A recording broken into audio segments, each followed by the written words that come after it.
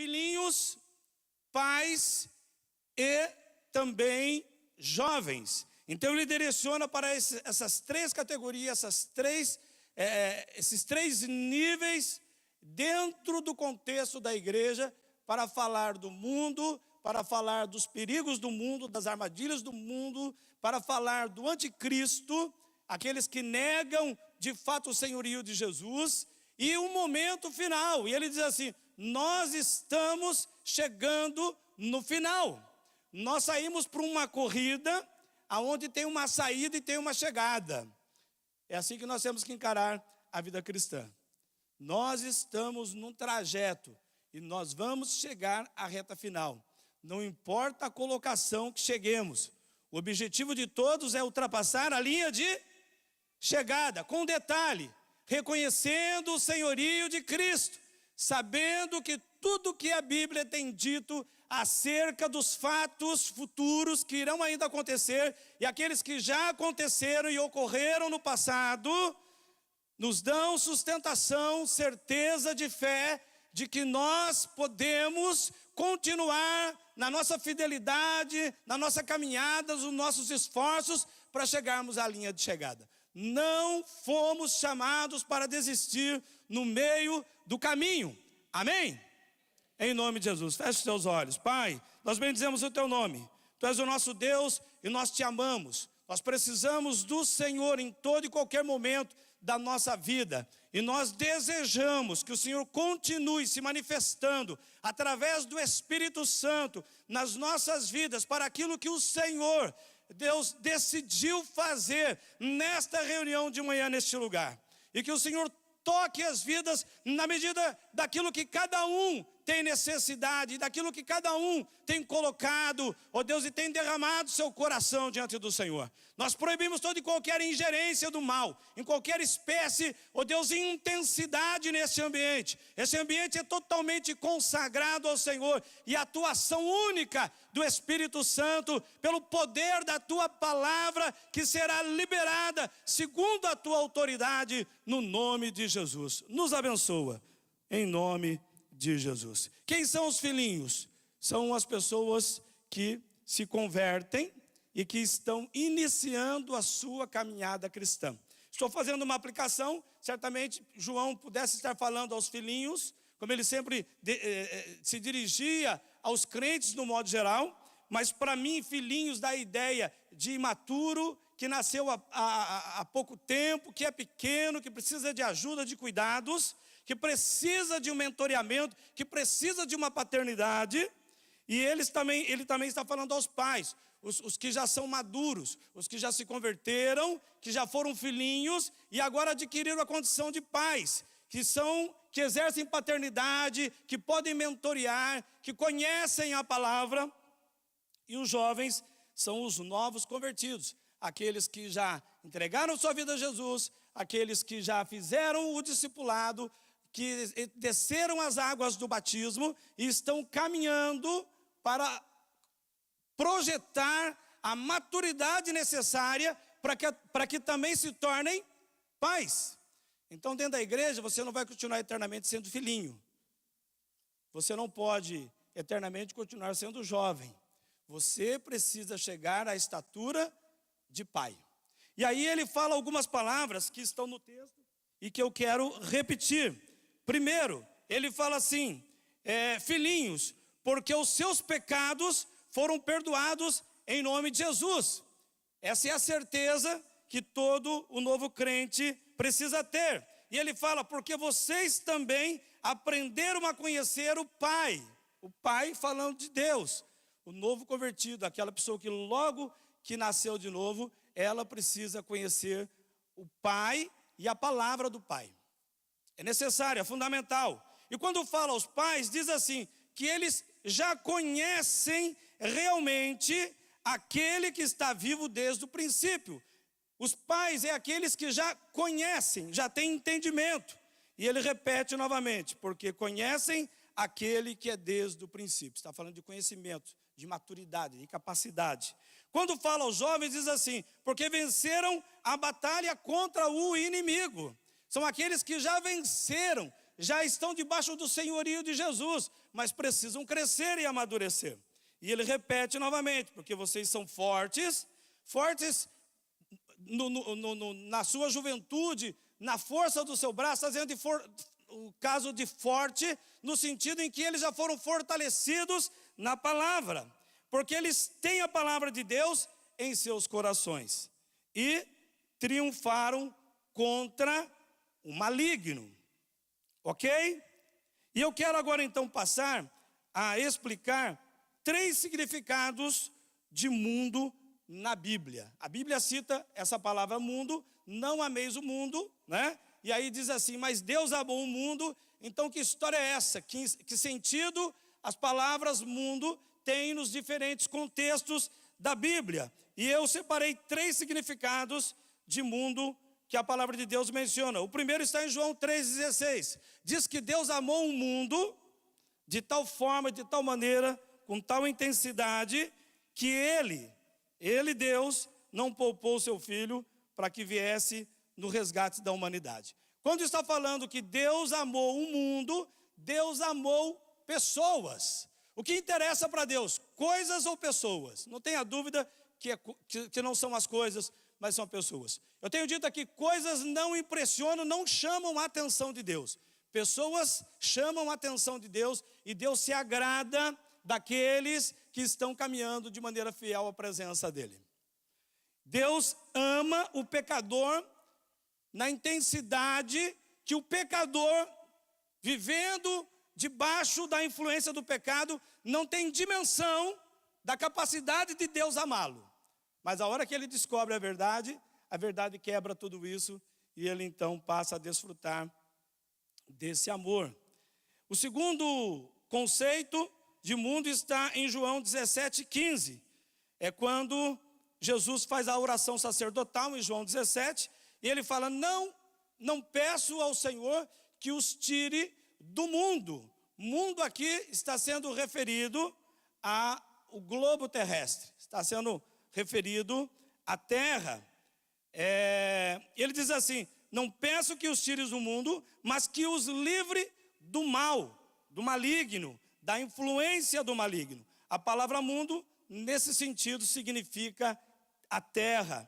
Um mundo caído e as suas práticas, como doenças, fome, violência, roubos, perdas, decepções, abandonos, discriminações e todas as sortes de imoralidades estão dentro desse sistema do mundo, terra, globo terrestre, onde nós temos aí aproximadamente 7 bilhões de pessoas espalhadas entre os continentes, nações, tribos, línguas e etnias.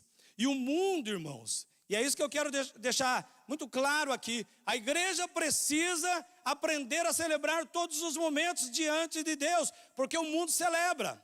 O mundo está celebrando nesse feriado algo que não tem nada a ver com a gente, que não cabe na nossa agenda, que é o carnaval, que é a festa da carne.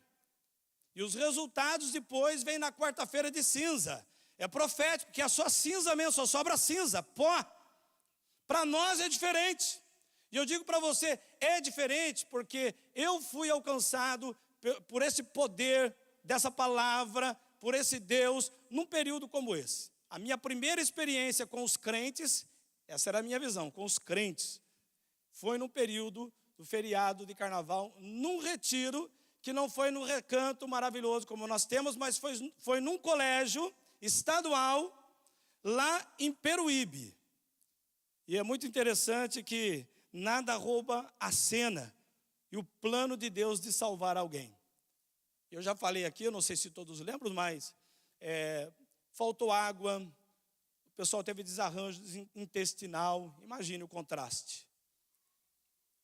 E nada disso impediu o plano de Deus de que a luz do Evangelho chegasse até a minha vida. Então eu sei o que Deus faz e a capacidade que Ele tem de atrair as pessoas até num momento como esse. Porque os meus planos eram outros. E Deus mudou os planos. E graças a Ele e a todo o empenho dEle em usar os meios e as pessoas, eu estou aqui hoje podendo dizer isso para você. em alto bom som. Deus é fiel, nada vai ofuscar o brilho da glória de Deus, porque Deus está buscando pessoas, aqueles que estão longe para trazer perto de si. Então, o mundo aqui significa o globo, e o mundo com todas as suas celebrações, que não cabe na nossa agenda como filhos de Deus. Amém?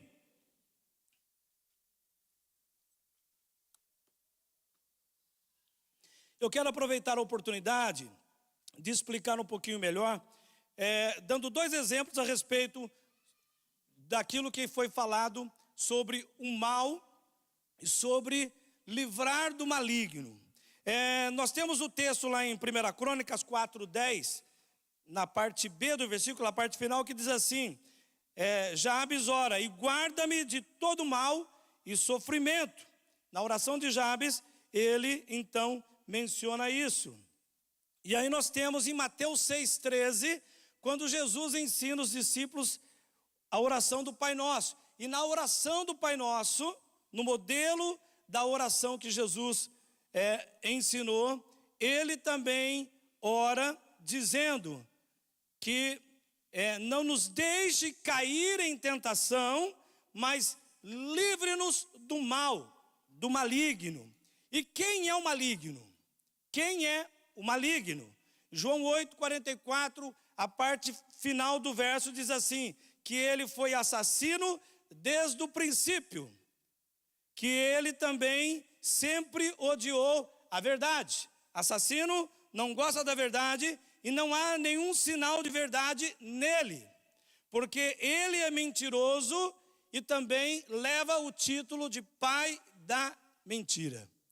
Nós não podemos nos associar ao mundo aonde a potestade do ar que opera agora sobre os filhos da desobediência levam essas pessoas a todas as práticas que vai trazer mal às suas vidas.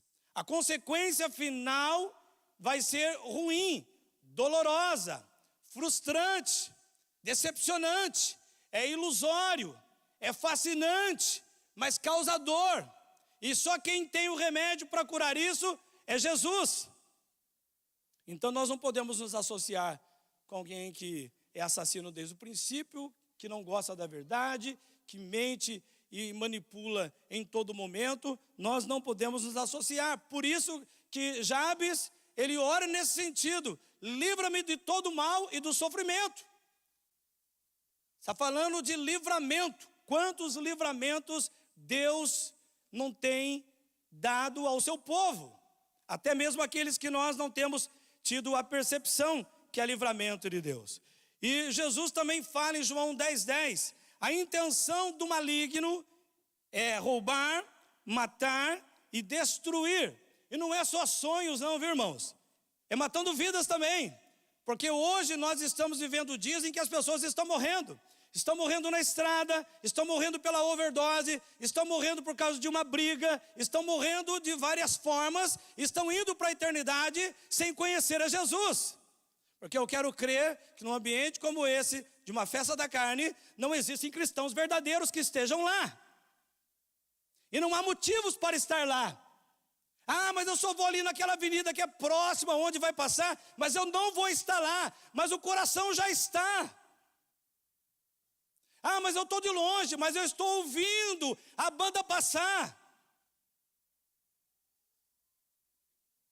Ah, mas eu vou lá porque eu sou crente e vou testemunhar. Pode ser que sim, pode ser que não. Mas nunca sai para evangelizar com a igreja, agora na época do carnaval, da festa da carne, o indivíduo resolveu que vai para a avenida e que agora ele vai lá para evangelizar? Vai ser luz quando ele não tem nem azeite para iluminar. Está se colocando numa zona de risco. E eu não estou falando nenhuma novidade aqui. Mas, pasmem, isso acontece. E o pior de tudo é que as pessoas usam da desculpa. Elas não precisam se colocar numa zona de risco para saber se o maligno de fato é maligno. Para saber se de fato ele é mentiroso, se ele é assassino e se ele pode causar algum mal. É o Senhor que nos livra e nos guarda. A boa mão de Deus que está sobre nós. Mas para isso nós precisamos estar aonde o Senhor deseja que nós estejamos.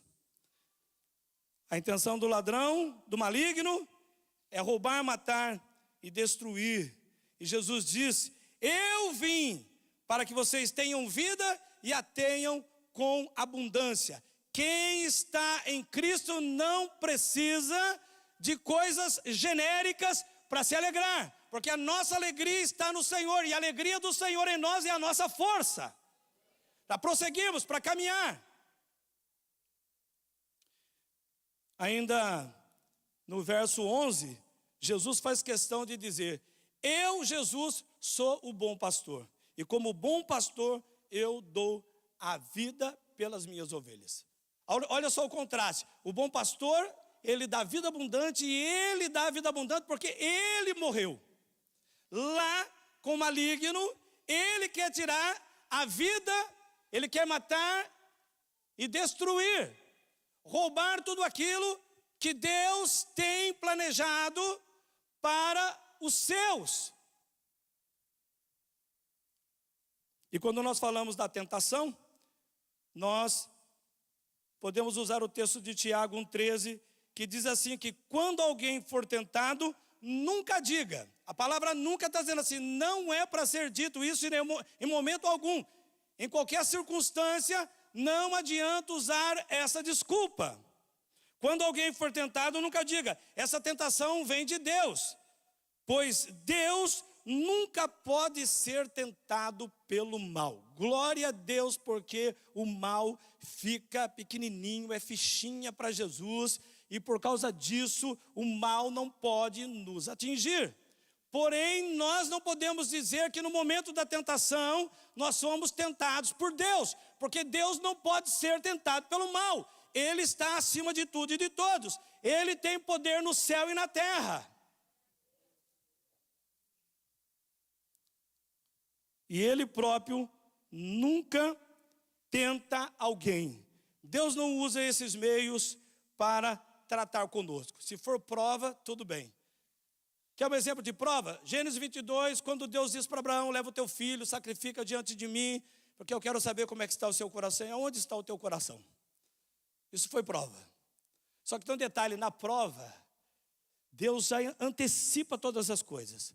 Porque Deus sabia qual era a intenção do coração de Abraão. Mas Abraão precisava saber qual era a intenção do coração dele com respeito a Deus e a obediência àquilo que Deus diz. Por mais absurdo que fosse, ele falou assim, quando ele preparou tudo, chegou ao pé do monte, ele falou para os seus servos: eu e o moço vamos subir, nós vamos adorar e voltaremos a vocês.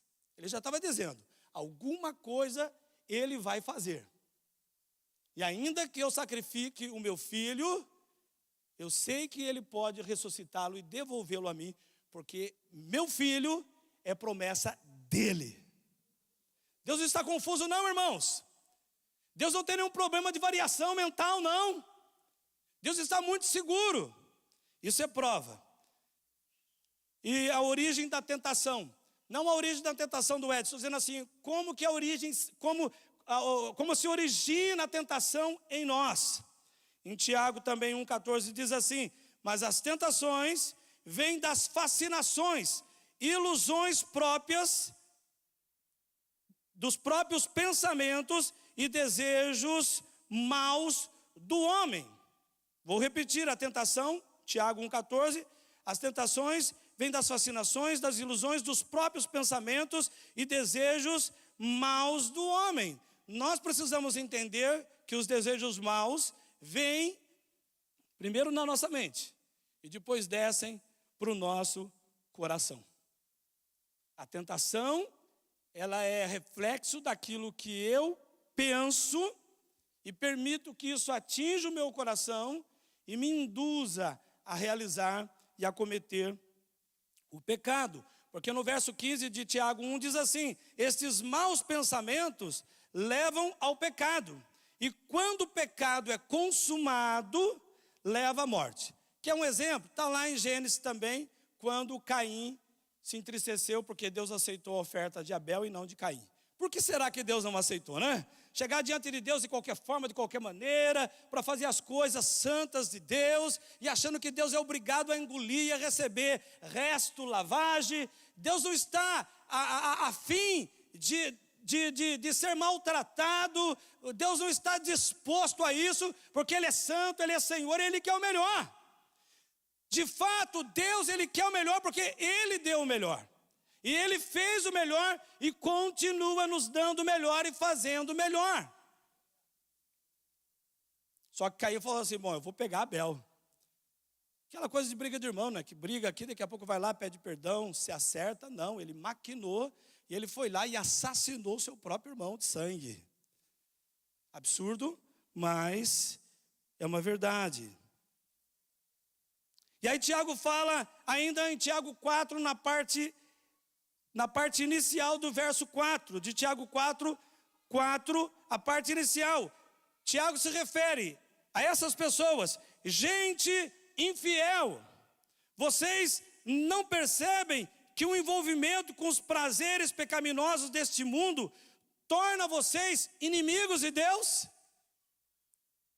Quando é que nós somos amigos? Quando nós estamos andando em obediência, em submissão, procurando viver em santidade, o nosso testemunho toca a vida das pessoas, nós somos amigos de Deus, estamos andando no caminho de Deus, caminho que é Jesus. Mas quando nós, e digo nós porque nós não estamos livres disso, e não é desculpa, é um alerta, uma advertência para nós sabermos dos nossos limites, e quando o envolvimento com os prazeres pecaminosos deste mundo chega na vida de alguém, ela se torna inimigo de Deus. Mas aonde está o escape com respeito à tentação? Pastor, então como é que a gente vai resolver isso? Em 1 Coríntios 10, 13, o apóstolo Paulo fala aos coríntios. Corinto era uma cidade cosmopolita, ou seja, uma cidade como Santos. Tem o porto, que lá tinha o porto, então as pessoas que vinham de várias nacionalidades. E a prostituição também era algo que estava muito forte, muito presente ali na vida de Coríntios. E aí Paulo então fala, vocês podem confiar que Deus impedirá que a tentação se torne tão forte que vocês não possam enfrentar. Deus não vai permitir que você seja tentado além daquilo que você possa suportar. Mas você não precisa pagar para ver. Da tentação, você foge. Da provação, você se mantém fiel, crendo que o Senhor, Ele também vai te dar todos os recursos necessários para que você glorifique o nome dEle. Mas quando você for tentado, saiba você que Deus vai dar o escape. Senhor, eu não quero isso para a minha vida. Eu não aceito andar e viver dessa forma, porque eu quero ser agradável ao Senhor. E aí eu entro no último exemplo do significado que fala do mundo, que nós já lemos, que está em 1 João 2,15, na parte A, em que João diz assim, não ameis o mundo. É o mundo que vem de dentro da gente. É o mundo interior. É aquilo que você e Deus sabem, e que nem todos sabem. O próprio Samuel mesmo, ele se sentiu atraído com a aparência de um dos filhos de Jessé. Aí Deus falou assim, olha, tem um detalhe. O coração dele não é tão bonito quanto a aparência exterior. Mas eu tenho um que não é tão forte, tão alto, que ainda é jovem, que ainda é garoto, mas que o coração dele é diferente. Deus não está olhando para a cor do seu vestido, para a cor da sua roupa, para os adereços que você está usando. Estou falando até mais para as mulheres, a cor da sua unha, o tipo de topete que o camarada está fazendo, o tipo de corte de barba que ele tem, se assim o tem. Deus está olhando para o seu e para o meu coração. Amém? E ele fala assim, deixe de amar este mundo mal e tudo que ele oferece. O mundo que João pede para não amarmos é o mundo das competições. E aí eu posso citar até o exemplo que tem lá, logo em 1 Coríntios, logo no capítulo inicial ali, que havia facções dentro da igreja, divisões, competições. Eu sou de Paulo, de Apolo, e Paulo diz assim: mas quem que morreu por vocês? Foi Paulo, foi Apolo, foi qualquer outra pessoa, ou foi Jesus?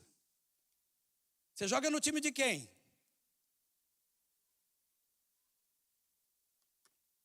Bom, eu sou da rede laranja, eu sou da rede azul, sou da rede branca, preta, azul, amarela. Você é do time de Cristo, meu irmão.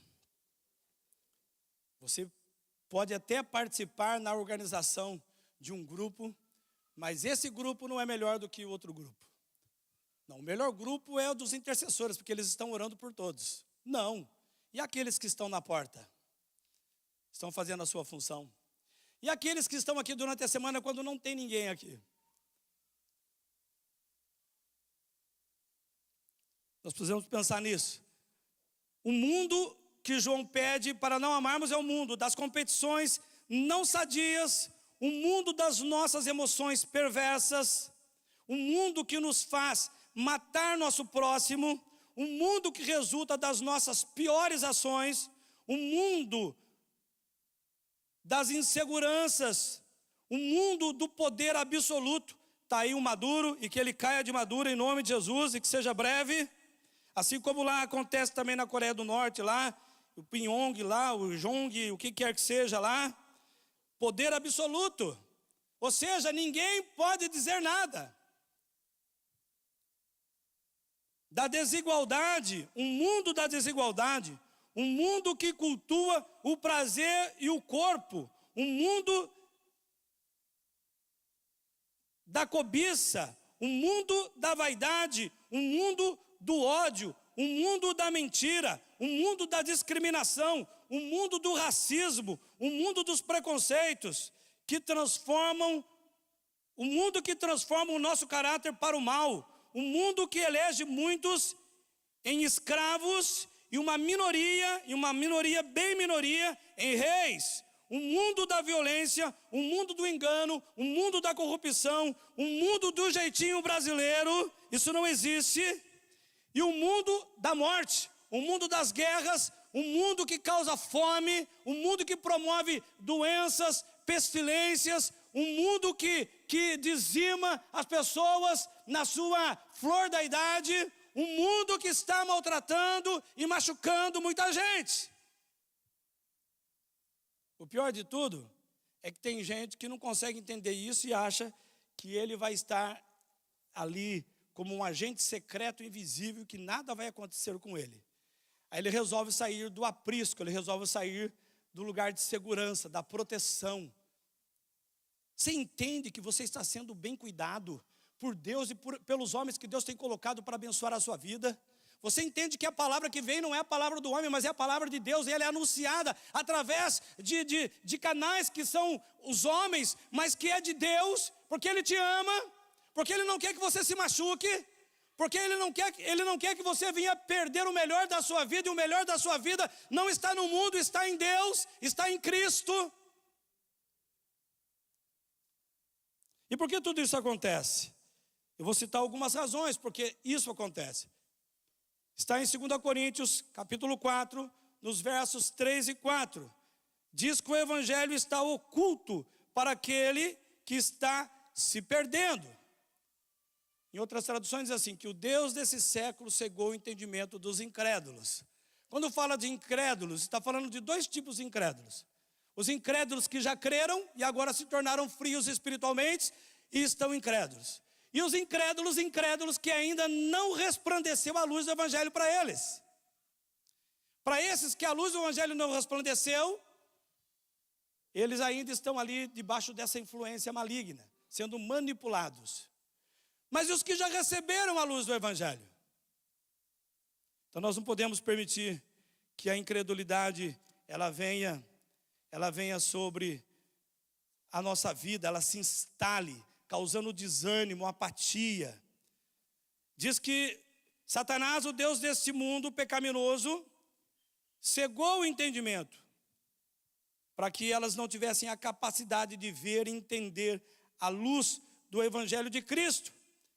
O segundo motivo 1 João 5,19, ele diz assim, que o mundo todo ao nosso redor está sob o poder e o domínio do maligno. O mundo ao nosso redor está sob o domínio do maligno. Aonde em algumas traduções diz assim, no mundo jaz o maligno. O terceiro exemplo, em 1 João 3, no verso 8, na parte B do versículo, a parte final. Mas o Filho de Deus, ou melhor, as verdades libertadoras. Eu citei 2 exemplos, amém? Que ele cegou o entendimento dos incrédulos, para que não resplandecesse a luz do Evangelho, e no mundo jaz o maligno. E ele é o Deus desse século, no mundo há jaz o maligno. E quais são as verdades que libertam? Quais são as verdades que nós precisamos guardar para não cairmos nessas ciladas, nessas armadilhas? 1 João 3,8, parte B, ele diz assim, mas o Filho de Deus veio para destruir com todas as obras do diabo. O Filho de Deus se manifestou para desfazer com todas as obras do diabo. Lucas 19:10, o Filho do Homem veio buscar e salvar o que se havia perdido.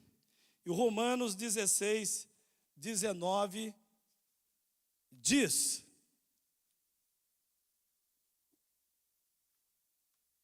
que nós devemos ser excelentes para o bem e inocentes para o mal. Eu, inclusive, resolvi escrever dessa forma porque todo mundo deve conhecer a música. Se não conhece, em algum momento você vai ouvir essa música que diz que nós devemos ser excelentes para fazer o bem e inocentes para o mal. Você não perde nada sendo inocente, sendo puro, sendo ingênuo. Sabe por quê? Porque Deus cuida de você. O Deus de paz, dentro de pouco tempo, no verso 20, esmagará Satanás debaixo dos nossos pés. O Deus de paz esmagará Satanás debaixo dos nossos pés. Alguns passos práticos dentro disso que nós estamos trazendo nessa manhã. Tiago 4, verso 7, ele diz assim, portanto, submetam-se a Deus, se tornem submissos, obedientes a Deus. Resistam ao diabo e ele vai fugir de vocês. Quem tem que fugir? Quem tem que bater em retirada? Sou eu ou o diabo? Na tentação eu corro, como José. Eu não preciso ficar. Isso não é dizer, mas e a autoridade que eu tenho? Da tentação eu fujo, mas de Satanás eu resisto, porque é ele que vai fugir, é ele que vai sair. Por um caminho ele sai e por 7 ele foge. Não por causa de você, por causa do seu nome, ou por quem você é na construção da sua história, mas por causa da presença de Deus em você. Romanos 12, 1 e 2, o apóstolo Paulo está falando aos romanos, portanto, queridos irmãos, eu apelo pelas misericórdias de Deus, que vocês ofereçam seus corpos a Deus, que eles sejam um sacrifício vivo, santo e agradável a Deus. Esta é a verdadeira adoração que vocês devem oferecer a Deus. Na nossa verdadeira adoração que nós oferecemos a Deus, o nosso corpo está presente. Nós apresentamos os nossos corpos para o sacrifício vivo, santo e agradável a Deus. E ele diz assim, e esta é a verdadeira adoração que vocês devem oferecer a Deus. E ele diz no verso 2, não imitem a conduta e os costumes do mundo. O mundo tem a sua cultura. Quer um exemplo?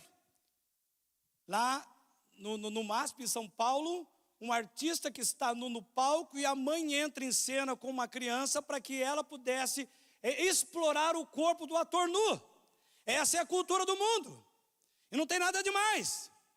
O que tem de mais, e aí eu quero olhar bem para vocês agora, que isso é revoltante.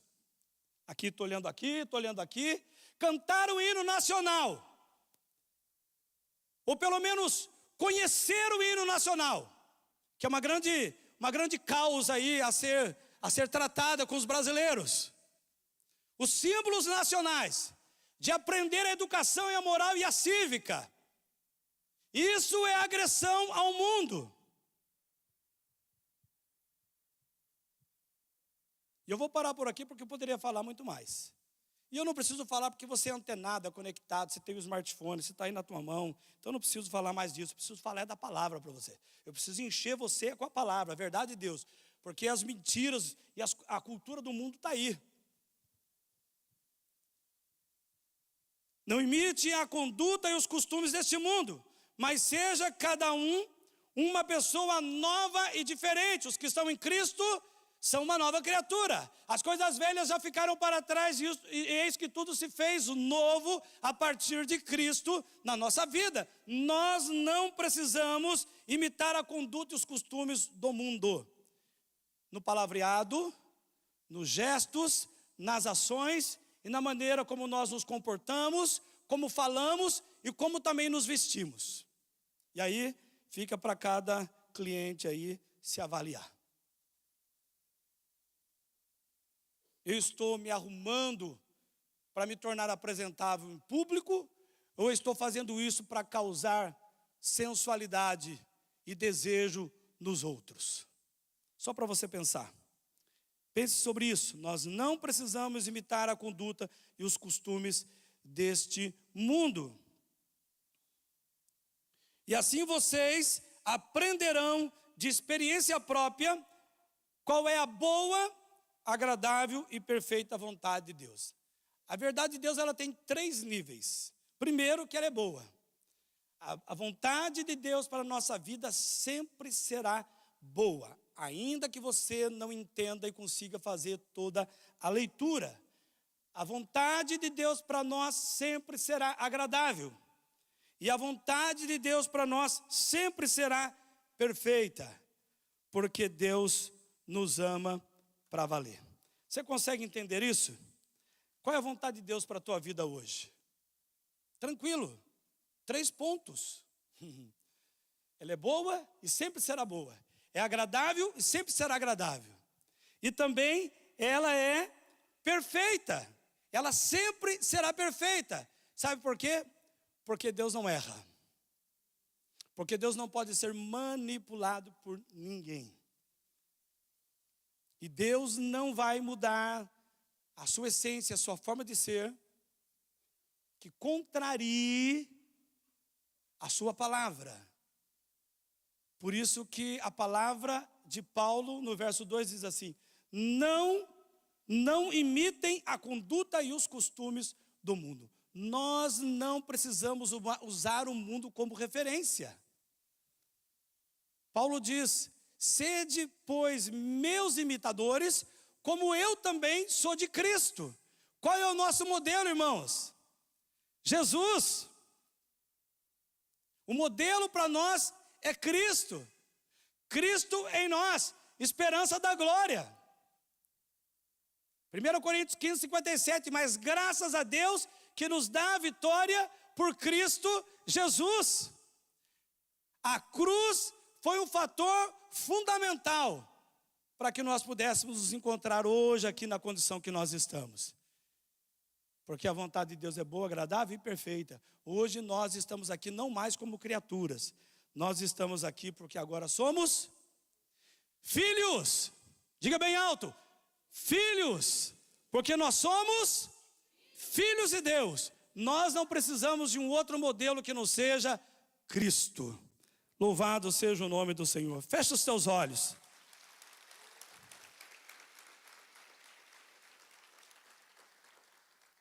Eu quero fazer o convite. Quero que você feche seus olhos, por favor, para orar comigo.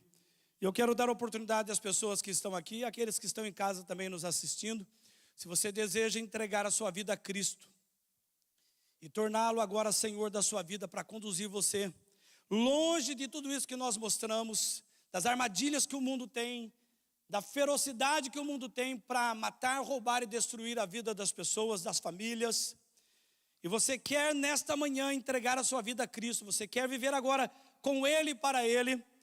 E você está aqui nesta manhã ou está aí assistindo através das redes sociais. Eu gostaria que você orasse comigo nesse momento. Você que quer se reconciliar, saiu da casa do pai, abandonou o caminho, foi para um lugar onde o pai não mandou. E você se machucou e agora você quer voltar, quer fazer o caminho de volta, para ter a comunhão novamente na casa do pai, poder servir ao pai. E você quer se reconciliar também. Eu gostaria que você repetisse também essa oração comigo aí onde você está. Ore comigo, Pai querido, no nome de Jesus, eu entrego a minha vida, o meu passado, o meu presente e o meu futuro nas tuas mãos. Perdoa-me por todas as minhas faltas, por todos os meus pecados, por todas as práticas que ofenderam e afrontaram ao seu senhorio. Me limpa, me liberta, me transforma, faz de mim uma nova pessoa, com uma nova história, uma nova mentalidade, com um novo linguajar, com uma nova postura, uma nova conduta. Escreve meu nome no livro da vida e que nunca mais eu venha viver da forma como tenho vivido até aqui. No nome de Jesus eu oro e no nome de Jesus eu te peço. Amém. Ainda de olhos fechados, todos orando. Eu gostaria de saber quantos fizeram essa oração comigo. Se há pessoas nessa manhã que tenham feito essa oração, dê um sinal bem alto com a sua mão, mas levante bem alto mesmo. Amém. Pode baixar, amém. Mais pessoas? Levante a sua mão bem alto, se você está levantando a sua mão. Amém. Eu quero pedir agora uma segunda gentileza. Todos que fizeram a oração, independente se você levantou a mão ou não, fique de pé no seu lugar, por favor. Fique de pé no seu lugar. Levante-se. Toma o teu leito, porque nessa manhã você vai andar. Você não vai estar mais capenga. Você não vai estar sendo mais afligido. Você não vai estar mais debaixo de condenação. Eu quero convidar a todos aqueles que se colocaram de pé e aqueles que não se colocaram de pé, mas que fizeram essa oração. Saia agora do seu lugar, por favor, venha à frente. Saia, ande agora, é importante esse passo. Saia do seu lugar, venha à frente. Eu gostaria que os irmãos que estão do lado aí ajudem essas pessoas. Há pessoas que se levantaram e estão sentando. Não permita que elas sentem e fiquem onde elas estão, mas tragam essas pessoas. Venha à frente, nós queremos orar por você. Venha à frente, você vai receber uma oração da parte de Deus para a sua vida. Você não orou, faça valer aquilo que você orou. Se a sua oração é uma oração verdadeira, saia do seu lugar, levante-se, liberte-se. Os irmãos que estão em volta sabem quem são as pessoas, falem com elas. Não permita que Satanás venha roubar esse momento delas, porque é isso que ele faz. Porque nesse momento ele está acusando, nesse momento ele está dizendo que a pessoa é uma fraca, está dizendo que ela está se expondo diante de todo mundo. Mas o que o mundo faz? As pessoas estão se matando, as pessoas estão se drogando, as pessoas estão se prostituindo, as pessoas estão sendo consumidas pelas doenças, porque o pecado tem causado danos irreparáveis. Só Jesus tem o poder de resgate. E nessa manhã, se você orou, saia do seu lugar, venha para os braços do Pai. Estou dando oportunidade a você. Saia do seu lugar em nome de Jesus. Isso não diminui você, isso demonstra o amor de Deus por você, em nome de Jesus. Pai querido, nós estamos aqui nesta manhã entregando essas vidas diante do Senhor. O Senhor é poderoso para fazer infinitamente mais de tudo que pedimos ou pensamos, segundo o seu poder que opera em nós. Em nome de Jesus, que o Senhor traga libertação, a quebra de todas as fortalezas, que o Senhor traga conserto, que o Senhor traga renovação, restauração, cura, libertação, que se manifeste, Senhor, o poder, ó Deus, da tua palavra, no entendimento desses que aqui vieram.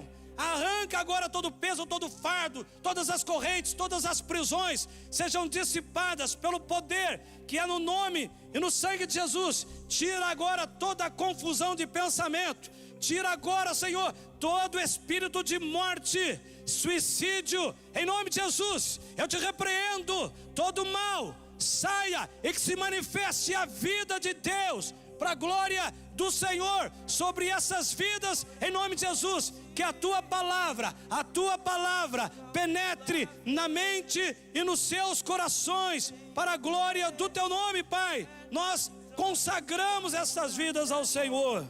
Perfeito e agradável para mim.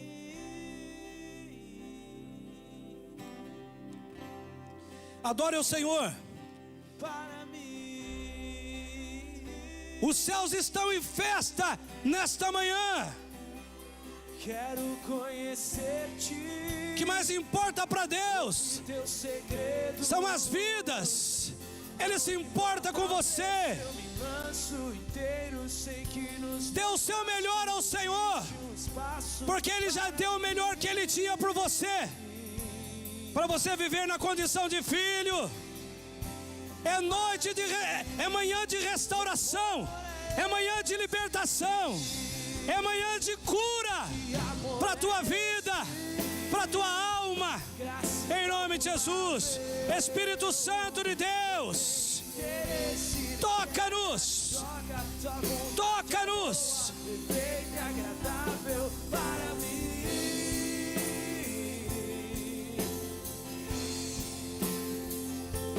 Para mim.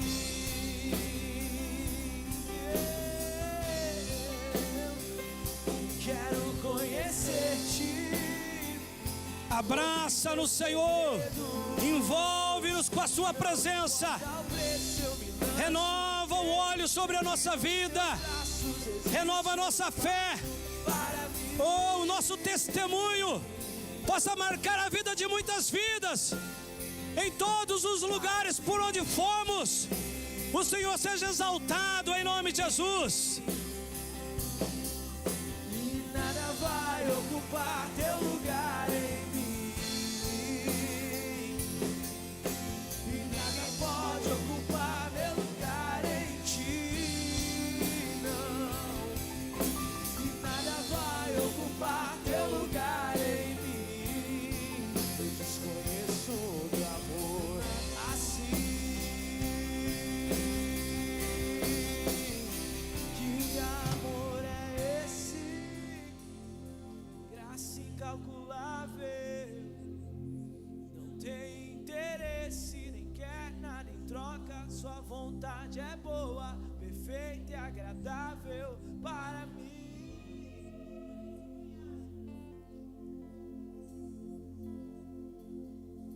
Para mim. Sabe, irmãos, todos os créditos foram contabilizados pelo Senhor, porque Ele ama você e você é importante para Ele. Você não é alguém que foi esquecido. Você pode estar no meio da multidão, mas os olhos de Deus estão sobre a sua vida. E onde quer que você vá e o que quer que você faça, nada foge do olhar de Deus. Tem coisas que estão emperradas e amarradas na tua vida, porque você não tomou a posição de deixar tudo isso aos pés da cruz e confiar que a vontade de Deus ela é boa, agradável e perfeita para a tua vida. Deus não é somente um Deus de salvação, Deus também é um Deus de conserto. Um Deus que se agrada quando um homem, uma mulher, um moço, uma moça, um menino, uma menina, quem quer que seja, vai diante dele com o coração quebrantado e de maneira sincera, se arrepende, faz o caminho de volta e procura agora viver uma nova vida renovada na presença dele. Esse trajeto de ir e vir para a igreja não resolve a vida de ninguém se não houver aliança, comprometimento, amizade com Deus, e você desejar isso ardentemente no seu coração. Você não pode se deixar enganar, você não pode se privar da graça de Deus. E eu quero dizer para você, é manhã de libertação para o povo de Deus, porque coisas malditas não prevalecerão no arraial do povo de Deus. Não seja como aqueles que caíram no meio do caminho e morreram e não chegaram a entrar na terra prometida. Aquele que prometeu virá. Aquele que disse que voltaria, ele voltará, ainda que pareça tardio. O stop de Deus é para dar oportunidade para que todos os homens e mulheres na face da terra se rendam a Ele.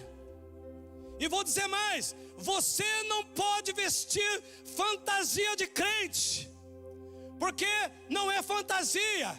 Você recebeu uma nova vestimenta, você foi revestido pelo Senhor e pela força do seu poder.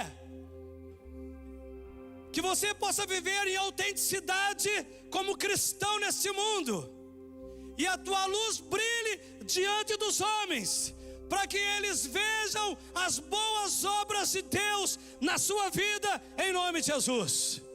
E eu quero profetizar nesta manhã temor e tremor diante de Deus, porque a palavra de Deus diz que os demônios temem e tremem. E eu profetizo libertação, libertação, libertação para o povo de Deus neste lugar, em nome de Jesus. Nós queremos que seja o ano da graça, porque nós somos dependentes da graça, mas que seja um ano em que o poder da graça venha nos impactar em todas as áreas, em todos os níveis do nosso relacionamento com o Senhor, em nome de Jesus. Que a nossa luz brilhe e que as pessoas vejam Cristo em nós, em nome de Jesus.